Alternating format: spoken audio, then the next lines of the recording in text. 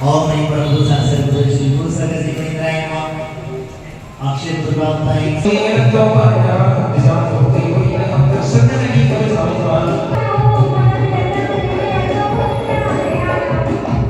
प्रभु शास्त्र गुरु श्री गुरु सगत जी इंद्राय नमः कामण मासाय कृष्ण भक्ति भगवान सगत जी का सुधार विनाश करने के लिए कृपा। हाँ, और इसके पश्चात आप सभी लोग महाराज के चरणों में पुष्प अर्पण करेंगे और लीजिए अर्घ।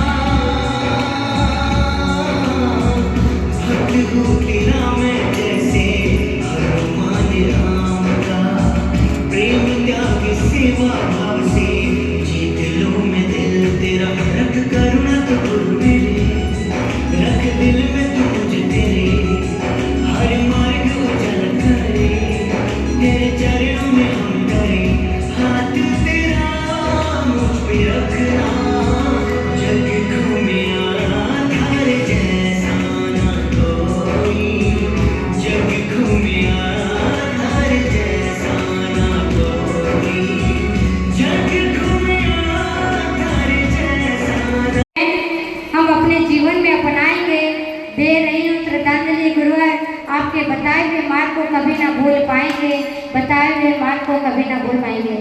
ऐसे सतमाता श्री शांत सागर जी महाराज के चरणों में मेरा कोटि कोटि नमन। चलते हैं आचार्य हमारी सच्ची है तो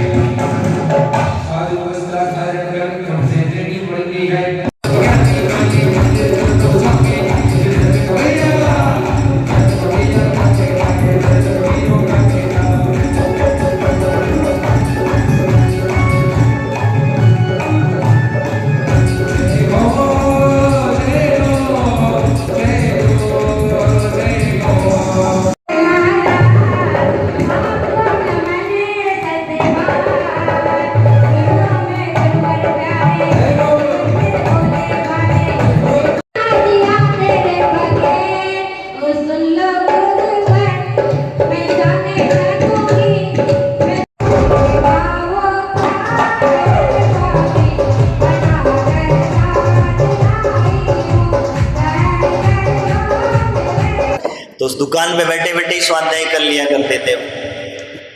एक दिन एक ग्राहक आया, कस्टमर आया, कस्टमर ने कहा भैया हमें कपड़ा दे दो। तो बोले जो चाहिए वो ले लो। क्या किया? कपड़ा जो है बोले जितना चाहिए जैसा चाहिए वो ले लो, पैसा वही जहां से तुम पर कपड़ा रखते हो वहीं पर पैसा रख देना, मेरा पैसा छूने का त्याग। कितनी बड़ी बात थी। भाई ने देखा ऐसे तो दुकान डूब जाएगी। क्या हुआ? तो छोटे से संस्करण बता रहा हूं, ऐसे तो दुकान डूब जाएगी तो फिर अब क्या करा जाए? तो उनसे कहा जाओ नहीं तुम खेती देखो। क्या देखो? खेती देखो। और जब खेती देखने के लिए कहा गया उनसे तो खेत में जाने लग गए। अब खेत में क्या नौकर चाकर, उनको थोड़ा ना काम करना था, उन्हें तो बड़ी आराम से जाकर के गड्डिया बड़ी अपने आराम से बैठो देखो देख रेख करने की बात थी। और वही जाकर के देखा हुआ है, जब खेत में जाने लगे। अब खेत में जाने लगे तो धीरे धीरे करके उन्होंने क्या करा, पक्षियों को बुलाना चालू कर दिया।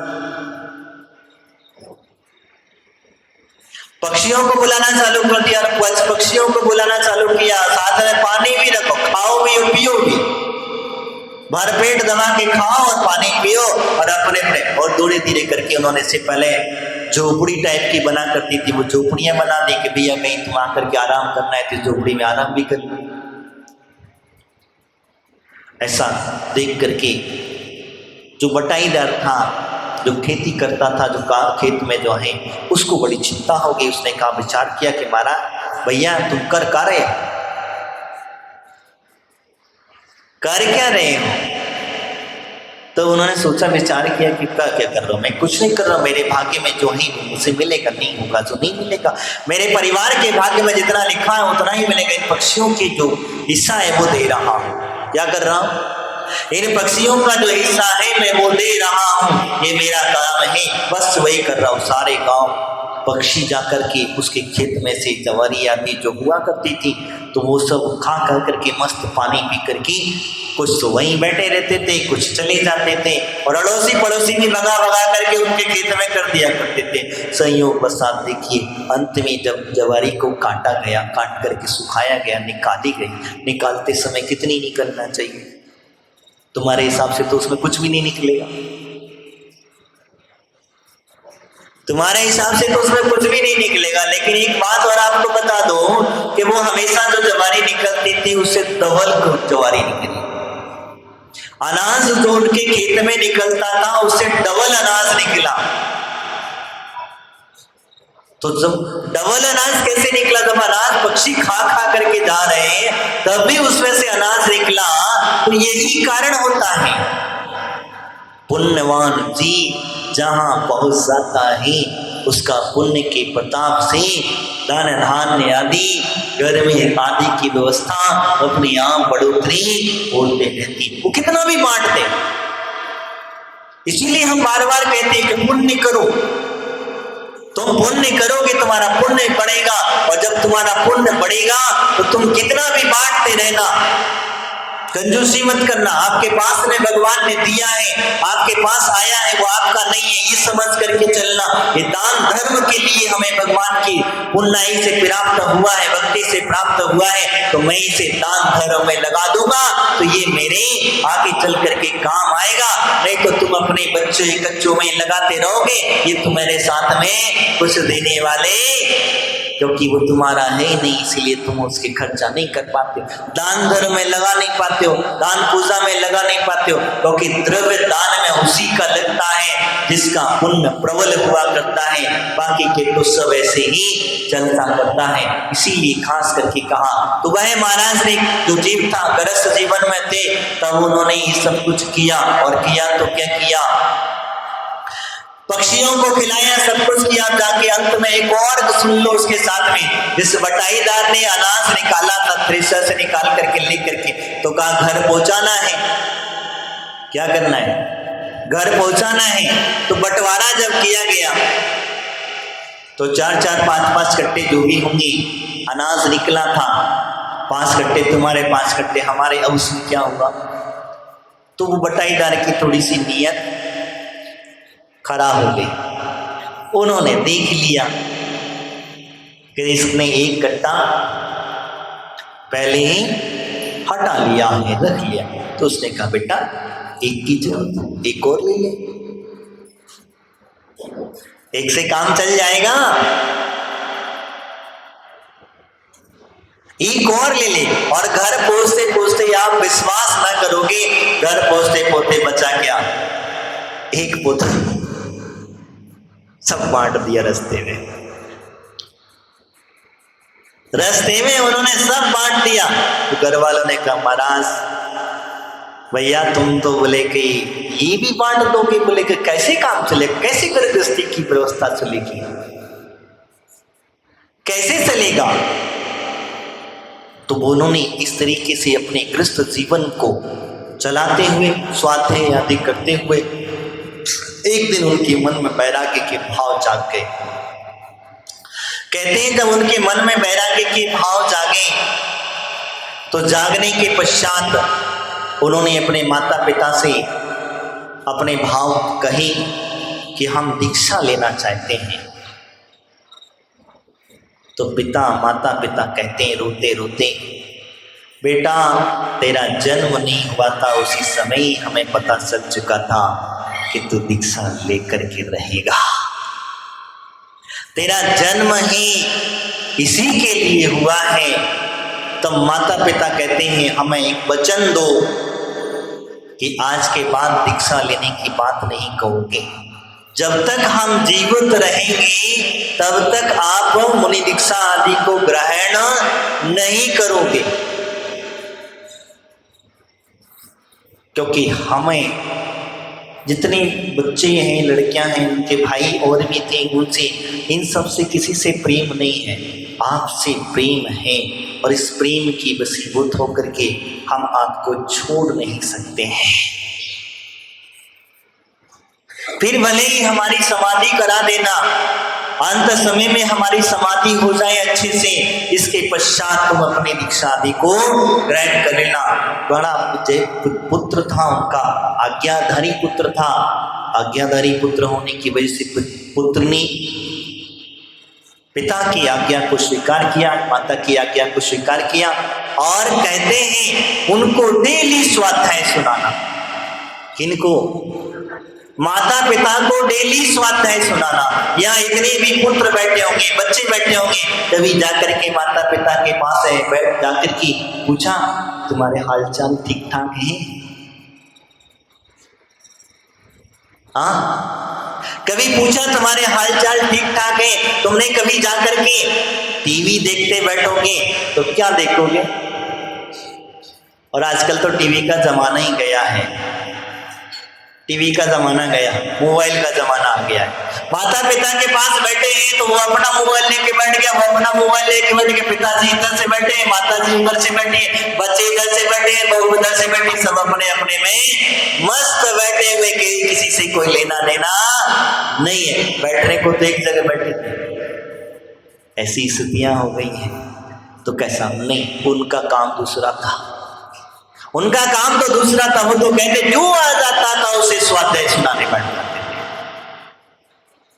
क्योंकि वो स्वाध्याय माता पिता को भी सुनाते थे, माता पिता भी सुनते थे। और सुन करके बड़ा जीवन में बहुत अच्छा लगा। अब धीरे धीरे करके पिता की जब आयु थी बढ़ने लगी, और बढ़ करके धीरे धीरे कहते हैं कि वो अंतिम समय की ओर बढ़ रहे थे, तो अचानक उन्हें क्रोध आया, ज्ञान आया, उन्होंने अपने पिता को भी संलिखना करा दी, संलिखना दे दी, उन्हें त्याग करा दिया, उनसे कह दिया तुम धीरे धीरे करके त्याग करो।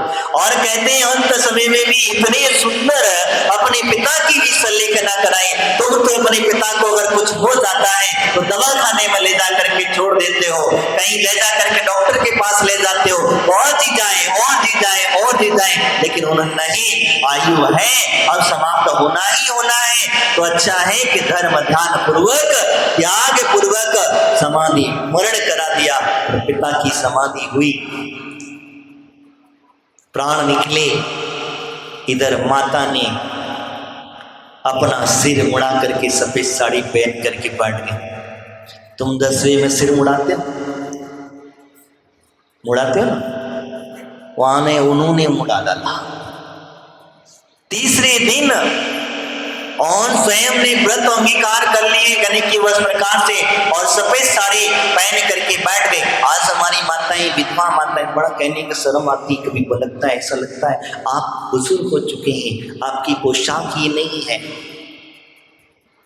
आपकी पोशाक तो वो है, अब किसके लिए जीना है, अपने आत्म कल्याण करने वाली पोशाक है। आपकी पोशाक तो वो है जो सफेद साड़ी में पहना करता है।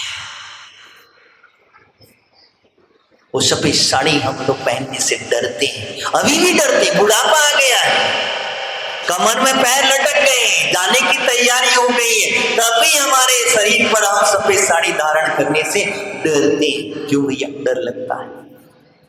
अरे कितना अच्छा जीवन उन्होंने तुम्हें त्याग दिया, तुमने संसार भी किया, गर्भगृहस्थी भी की, सब कुछ किया। अब अंत समय अपना जीवन सुधार लो। किसी मुनिराज के चरणों में चले जाना, किसी माता जी के चरणों में जाकर के चले जाना। अरे नहीं ले सकते हो दीक्षा, कोई बात नहीं है, कम से कम नियम संयम से भी तुमने समाधि मरण कर लिया तो तुम्हारा जिंदगी भर के पाप धुल जाया करते हैं। इतना सरलता से माँ इतनी सरल थी, सफेद साड़ी पहन करके बेटे के सामने आगे, बेटा समझ गया, माँ ने भी व्रत अंगीकार करने के भाव प्रकट किए हैं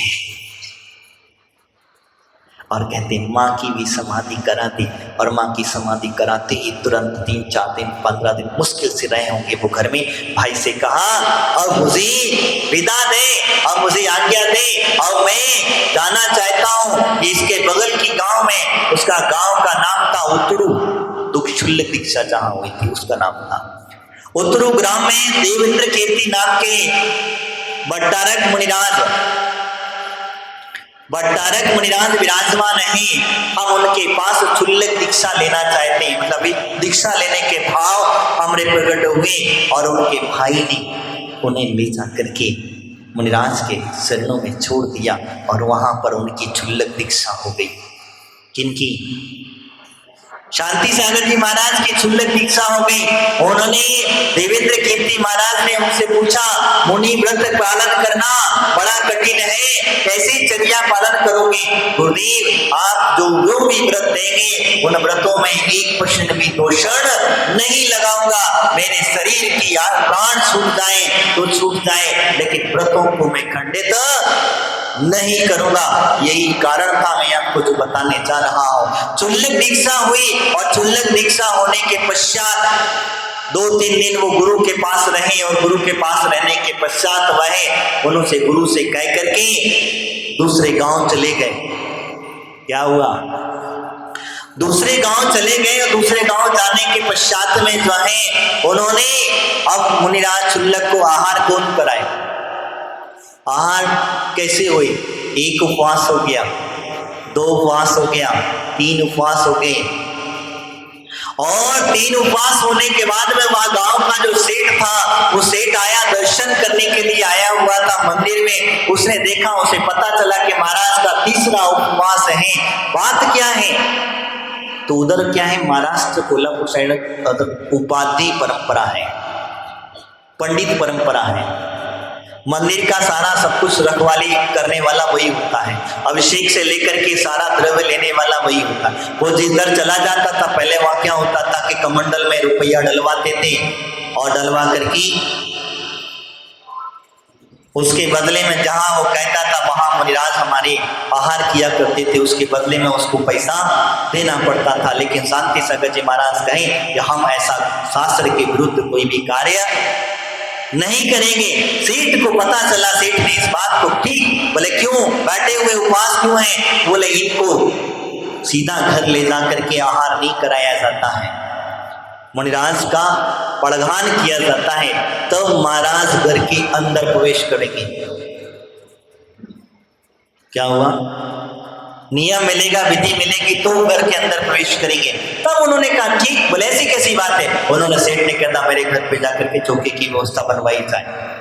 पड़गान किया जाए। सेठ खुद अपने हाथों में लोटा तसला आदि लेकर के खड़ा हो गया, महाराज को पड़गान किया और वह पड़गान करने के पश्चात महाराज ने आहारचर्या करी। और आहारचर्या करने के बाद में जब सेठ ने मुनिराज से चर्चा, चुल्लक जी से चर्चा करी, शांति सागर जी जो नाम पड़ा था उनसे जब चर्चा करी तब उन्होंने पूरा व्यवधान बताया और उस दिन से ही कह दिया महाराज जब तक यहाँ रहेंगे तब तक हमारे घर में क्या लगेगा, तुम्हारे घर में क्या होगा। अभी हमारी माता कह रही थी उस दिन से हमारे घर में चौका, और एक नहीं, देखो अब देखो एक, अब जब बड़े आदमी लोग करने लग जाते तो छोटे तो अपने आप लग ही जाते। अब यहाँ के बड़े लोग तो सब पता नहीं कहाँ गए हैं, यहाँ दिखते ही नहीं। बड़े लोग कुछ करते नहीं है तो छोटे बेचारे जितना करते हैं करते रहते हैं, लगे रहते हैं धक्का धक्का धक्का धक्का जैसा भी करके, जितनी भी उनकी सामर्थ्य होती है, शक्ति होती है। बड़े लोगों के पास में समय नहीं है। तो वहां पर हुआ क्या, बस सेठ के लगाया चौका, तो जब सेठ के घर में छुल्लक दी जाने लगी तो ऐसी क्रांति आई तो घर घर चौके लगने लग गए। क्या लगा, घर घर चौके लगने लगे और ऐसी क्रांति आई कि जिस जिस गांव में गई, जैसी पुरानी परंपरा थी, पुरानी पद्धति थी, साधु को आहारचर्या कराने की, उसके कमंडल में पैसा आदि डालने की जो पद्धतियां थी, पंडितों के मनमानी चल रही थी, पंडितों ने जो अपना मनमानी चला रखी थी, वो सारी परंपरा वहां पर खंडित हो गई। ऐसे महान आचार्य चुल्लक अवस्था से ही वह हम लोगों को ज्ञान देते रहे और अपने समय समय पर चर्या चलाते रहे। आगे मुनि दीक्षा धारण करी, गिरनार की यात्रा पर गए, अपना दर्शन करते करते दुपट्टा उड़ गया और वहीं त्याग कर आए। यानी कि शरीर से दुपट्टा जो था हवा का झोंका आया, नहीं ना टोक पैर हवा का झोंका आया, वो दुपट्टा उड़ करके चला गया और उन्होंने वही कह दिया कि भगवान की इच्छा है कि तुम यहाँ से हिलक बन करके जाओ, और ऊपर से जब उतरे तो हिलक बन करके उतरे, दुपट्टा उड़ गया, दुपट्टे का त्याग हो गया। ऐसे महान आचार्य नीचे उतरे, उतरते उतरते रात पड़ गई। अब रात पड़ गई तो क्या हुआ, कैसे करें। अब थोड़ा सा रात बोले तो थोड़ा सा उजेला था, क्योंकि मुनिराज का नियम होता है 3 घड़ी के पहले पहले आहारचर्या समाप्त कर देने की। कितना, रात्रि के होने से पहले पहले, सूर्यास्त के होने के 3 घड़ी यानी 1.25 घंटे लगभग जो है उसके पहले पहले मुनिराज को अपनी आहारचर्या समाप्त कर देना चाहिए। ऐसा पैर अंतिम पैर चल, उन्होंने कहा नहीं पहले जाओ करने जाओ, शुद्धि तो कर ली, चले भी गए, चौके में भी पहुंच गए। आपको बता रहा हूं, चौके में भी पहुंच गए और चौके में पहुंच करके उठाए, चलते बने वापस लौट आए। बैठ भी गए, पूजा होगी, पानी उनका देने वाले थे, अंजुलि कहते हैं, बस उठे चलती बनी। ये लगी बताइए इतनी बड़ी बात। वहां से आए, कई चर्या करते 1-2 साल रहे, बाकी बात मुनि दीक्षा हुई। मुनि दीक्षा लेकर के उन्होंने अपनी चर्या का निर्वाह किया। उतनी सुंदर, बहुत सारे दृष्टांत ऐसे उनके मुनि चर्या के जीवन के। फिर आचार्य बनी, आचार्य बन करके उन्होंने अपनी आचार्यता को प्रकट किया, लोगों में साधु के प्रति कैसी आस्था होती, किस तरीके से होती है, इस सारी बातों को उन्होंने संबोधन किया। उनका कहानी, उनके जीवन की चर्या हम बहुत कुछ बताते जाएं और फिर अंत में कुंतलगिरी पर जाकर के चतुर्मास किया, जो महाराष्ट्र के अंदर में ही, वहाँ पर उन्होंने संन्यास धारण किया और 35 दिन तक जल लेते रहे और अंत में एक छोटा सा संदेश उन्होंने हम लोगों को दिया। अंतिम अवस्था में वो संदेश उनके नाम से प्रफुल्लित होता है। उसका छोटा सा भावार्थ मैं बता देता हूँ। महाराज जाते जाते कह करके चले गए, उनकी मराठी भाषा में कहा था, बियो नका संयम धारण करा, इनकी आप डरो मत, मोक्ष मार्ग पर बढ़ो, संयम ग्रहण करो, क्योंकि संयम के बगैर मुक्ति नहीं मिलने वाली है। संयम के बगैर तुम्हारी दुर्गति नहीं टलने वाली है, तुम्हें सदगति नहीं मिलने वाली है। तो अगर आपको सदगति में जाना है, मोक्ष गति में जाना है, तो संयम को ग्रहण करना ही करना पड़ेगा। बड़े शांत परिणामी इतनी सरलता से अपनी साधना अपने आप में लीन होते हुए और ऐसे शांत अपने प्राणों को त्याग करके चले गए। ऐसा लगा कि कोई तो भी हमारे बीच से चला गया। उस काल में, उस जमाने में, आज से कम 60 साल हो गए होंगे लगभग, उसको 70 के लगभग आने पहुंचे होंगे। तो उस समय पर 1955 की बात है, उनकी जो समाधि हुई थी उस समय पर ये बात समझो, उस समय पर कोई गाड़ी घोड़ा तो था नहीं, रेल ट्रेन तो थी नहीं कभी, हाँ ठीक है 55 में थी कि ट्रेनें? तो उस समय पर वो गाड़ी में बैठ करके लोग वहां जाते थे और इतने लाखों की संख्या में वहां पर जो उनका जो पुराना फोटो देखे जाते हैं तब कहते हैं कि इतनी बड़े लोग वहां। आर्य का ज्ञानमती माता जी भी चुल्ली की अवस्था में उनके पास में रही है और उसको भी माता जी बताई थी हमसे चर्चा कि जाकर के वीर सागर जी से दीक्षा लेना, और उन्होंने जाकर के वीर सागर महाराज से दीक्षा लिया। कहने का तात्पर्य मेरा ऐसा है कि ये सारे भगवान हमारे जो आते हैं महापुरुष और आकर के चले जाते हैं, ये कुछ ना कुछ अच्छा करके चले जाते हैं, कुछ संदेशा छोड़ करके चले जाते हैं और इनको देख करके हम लोगों को भी तो जुगनू की तरह टमटमाटी वाले लोगों में भी कभी रोशनी भर करके चले जाया करते हैं, हम लोगों का भी मार्ग प्रशस्त खुल जाया करता है। तो मेरा कहने का तात्पर्य यही है कि ऐसे चारित्र चक्रवर्ती शांति सागर जी महाराज जिनके जीवन चर्या में, जीवन काल में अनेकों उपवास किए, अनेकों जगह विहार किया, ऐसे जगह पर विहार किया जहां साधु को जाना निषेध था, इस तरीके से उन्होंने विहार किया, लेकिन उन्होंने अपने साधु की चर्या का ध्वजा चारों तरफ फैलाई, लोगों ने जय जयकार किया और मुनि धर्म की परंपरा को जीवंत किया।